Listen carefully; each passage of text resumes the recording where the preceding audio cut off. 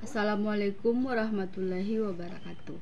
Perkenalkan, nama saya Musdalifah dengan NIM 21020850109 kelas PKK 03. Baiklah, pada kesempatan kali ini saya akan membahas tentang kasus kekerasan terhadap siswa di lingkungan sekolah. Sebelumnya, saya ucapkan terima kasih kepada Ibu Dr. Randa Haji Samsidah, MPD, selaku dosen pengampu mata kuliah profesi keguruan. Kekerasan di lingkungan sekolah. Kekerasan di lingkungan sekolah merupakan tindakan kekerasan yang melibatkan murid, guru, dan staf sekolah yang dapat mengganggu proses mengajar dan belajar dan merusak iklim sekolah. Pelaku dan korban kekerasan dapat berasal dari kalangan murid ataupun guru dan staf sekolah lainnya. Kekerasan dapat terjadi antara siswa maupun orang dewasa di sekolah terhadap siswa, dan sebaliknya. Kekerasan dapat mengambil tempat di dalam maupun di luar kelas, di lingkungan sekitar sekolah, misalnya di area bermain dan fasilitas olahraga, serta di jalan menuju ke sekolah. Kekerasan di sekolah merupakan isu yang terkait dengan kesehatan masyarakat, hak manusia, dan masalah sosial. Jenis kekerasan di sekolah. Beberapa jenis kekerasan di sekolah antara lain yang pertama, kekerasan fisik. Murid laki-laki umumnya lebih rentan terhadap hukuman fisik di sekolah. Studi Serbia menyebutkan kekerasan fisik sebagai kekerasan sekolah yang paling sering terjadi setelah kekerasan sosial dan penindasan verbal. Hukuman fisik yang dilakukan oleh pihak sekolah juga masuk ke dalam kategori kekerasan fisik. Kekerasan fisik dapat berdampak jangka panjang pada aspek fisik dan psikologi korban. Dampak fisik dapat berupa luka fisik seperti memar, patah tulang, kematian, hingga bunuh diri. Yang kedua yaitu kekerasan psikologi, mencakup kekerasan verbal dan emosional.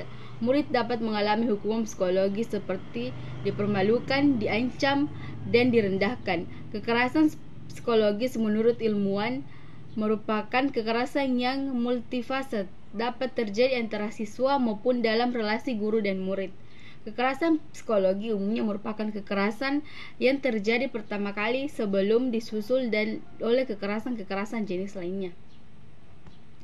Yang ketiga yaitu kekerasan seksual. Kekerasan seksual merupakan kontra seksual baik yang dilakukan maupun percobaannya tanpa persetujuan, serta tindakan mengarah ke hal seksual tanpa adanya kontra fisik. Kekerasan dan pelecehan seksual paling banyak dialami oleh murid perempuan, baik di dalam maupun di lingkungan luar sekolah. Dan yang terakhir yaitu kasus penindasan. Penindasan merupakan salah satu bentuk kekerasan di sekolah yang paling umum terjadi. Diperkirakan sekitar 15-30% remaja pernah mengalaminya. Penindasan adalah bentuk perilaku agresif, proaktif atau reaktif yang dilakukan oleh satu orang atau lebih pada orang lain dengan tujuan melukai atau menimbulkan ketidaknyamanan. Penyebab tindakan kekerasan yang terjadi di sekolah.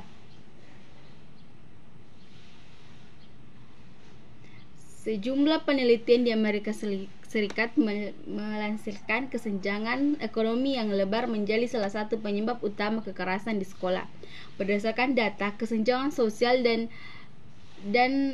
di Amerika Serikat termasuk yang tertinggi di antara negara-negara maju lainnya. Penelitian lain mendaftarkan beberapa faktor penyebab kekerasan terhadap anak, yaitu gender dan norma sosial, dan faktor instruktural dan konseptual yang lebih luas seperti ketimpangan pendapat, deprivasi, marginalisasi, dan konflik. Kondisi keluarga yang tidak stabil juga menjadi penyebab perilaku agresif pada anak-anak. Menurut Michael Malice, guru besar di Universitas California, Santa Cruz, perilaku dan sikap anak yang hidup sekarang ini banyak dipengaruhi oleh faktor keluarga yang kurang stabil, baik secara ekonomi, sosial maupun emosional. Misalnya orang tua yang pecandu obat-obatan, alkohol, perilaku kriminal, dan narapidana serta orang tua yang menghilangkan dan tidak bertanggung jawab. Dampak kekerasan terhadap siswa di lingkungan sekolah. Adapun dampak yang ditimbulkan dari kekerasan terhadap siswa itu, kekerasan di sekolah dapat menimbulkan dampak serius seperti korban baik secara fisik maupun psikologis. Korban penindasan misalnya mengalami ketakutan, merasa terintimidasi, memiliki citra diri yang tidak percaya diri, serta sulit berkonsentrasi dalam belajar, sering bergaul dan sulit untuk bergaul dan berkomunikasi, serta enggan untuk bersekolah. Solusi masalah yang ditawarkan dalam kekerasan di sekolah. Menurut Komisi Perlindungan Anak Indonesia, salah satu solusi untuk mencegah terjadinya kekerasan di sekolah adalah dengan menyelenggarakan sekolah ramah anak. Sejumlah kriteria yang harus dipenuhi oleh sekolah ramah anak adalah aman, memenuhi hak anak, melindungi semua pihak dari kekerasan, memiliki iklim sekolah yang sehat, peduli dan berbudaya, serta mendukung partisipasi anak. Selain itu, UNESCO juga merekomendasikan beberapa pendekatan yang terbukti efektif untuk menangani kekerasan dan pelaporan yang memadai.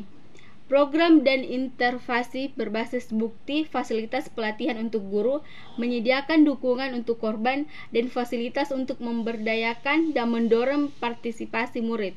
Upaya tersebut perlu didukung dengan kepemimpinan politik yang berkomitmen tinggi dan kerangka hukum serta kebijakan yang tegas dalam menangani kasus kekerasan.